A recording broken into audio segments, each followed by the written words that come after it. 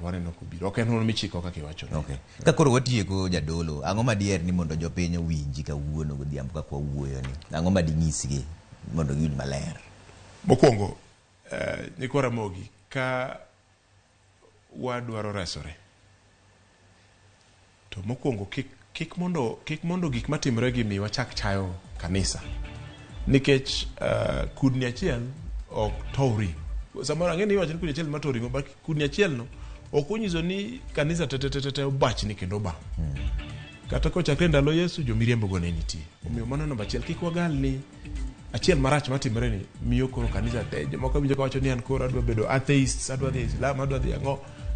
Mano kik bedi. Mar ariyo, nyaka jowa koro chak somo muma gin giwegi.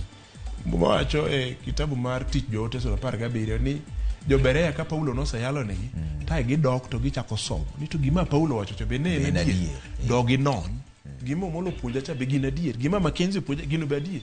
Ka en adier tigo te, ka en miriambo ting'ado tigo loko. Nyaka iti gi rieko gi pachi wuon. Mar adek ni nyaka obed ko thuolo mar chako penjo. Kik wawe obwongo wa oko.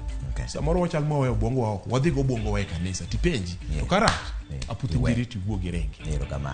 Erokamano Canon. Mano Canon Evans Omolo, men jadolo All Saints